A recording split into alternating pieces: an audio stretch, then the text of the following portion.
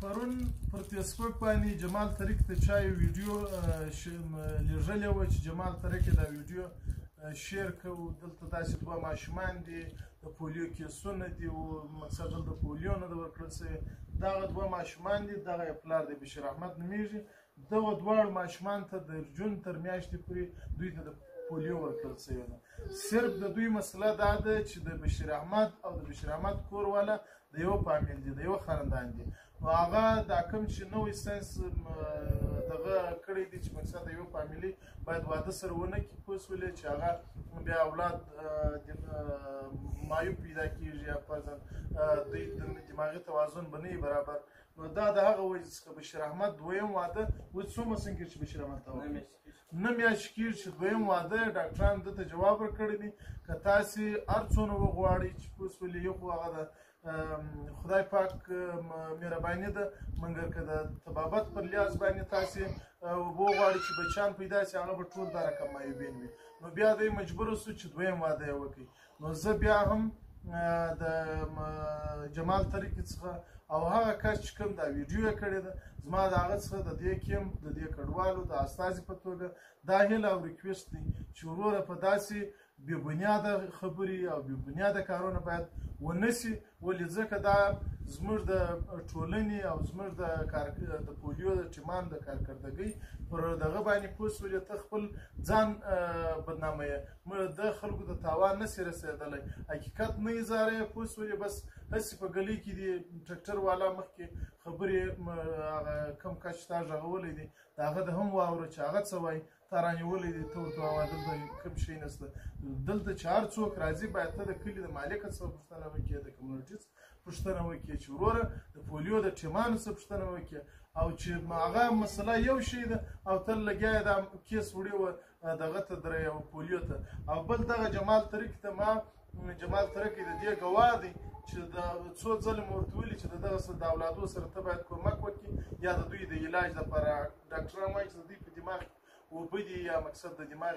فلج دی، دا د هغه وجې څخه کېږي. نو بیا هم زه د ټولو صافیانو څخه دا هیله او غوښتنه کوم چې هغه شیان باید نشر شي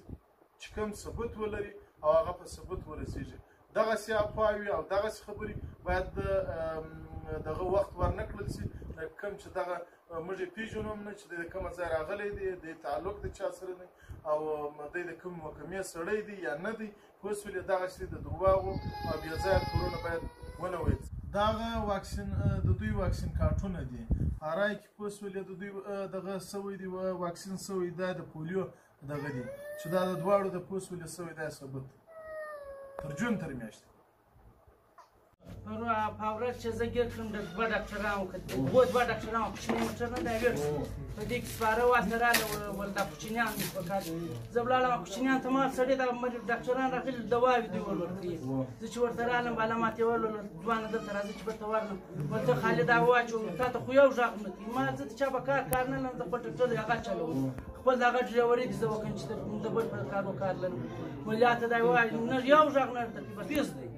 والا ما ته ویل ته خالد هغه چې کوم کیپیلیو نه ورکوي مال په کین کیپیلیو هر یو زموږ خپل د خاله زمین د ماما زمین دا ګرده یې دا دغه د مشران دي په سر ما دا داسې کاک ورکوي په خولي کې چې وردخوي دوی بالا ما ته دا چې وویل بالا ما ولا دوه کوچنیان هغه سپین سرې ښه دلته ناست وو ول دا راواخه دی په غېږ کې ورته خالد دی راته نیسه ما دی ورته ډول ویډیو یې ځینې کوله دی ما ورته نیولی وو بالا ما ته وایي ته خالد نار کې چورته پیلیو نشته مال پیلیو خو شته. دغه جمال طریق سلامونه پرون تا یو ویډیو کلیپ پورته کړو یو نامیات کس پوه شولې ولاړ دی چې دغه جمال طریق زه یو دې ایریا ته راغلی یم چې هلته د پولیو ټیمان نشته پلانۍ نشته پستانۍ نشته. زه یو شی دا درته وایم زموږ خپل د کلي خپل سپروایزران دا کې ناست دي محمد قاسم نورالله عبدالمالک امین دلته راسه دې خوا دغه دلته کښېنه امین دا امین الله دا زموږ خپل د کلي سپروایزران یا د پولیو د ټیمو مشران چې دي پوه شولې دا یو هغه کس چې تا کومه ویډیو کلیپ دی غږولی و چې دته وایي پولیو نشته او فلانه نشته پستانه نشته دا خوارکۍ چې دی پوه شولې خپل مجلس یې تا ته وکړي چې په کوم لیول ځینې اخیستل شوي ریکویسټ مې ستا څخه دا ده چې یو کم ثبوت نه وي او د کلي مالک یا د کلي مشران دا خبره تایید نه کړي داسې پوسټونه پوسټ ولې باید شیر نه شي ځکه دا زموږ د هغه کوم خیریه ادارې چې دي د هغو بدنامي ده او پاتې شو دا د ګورنمنټ بدنامي ده او دا د دې کلي بدنامي ده. نو زما ستاسو څخه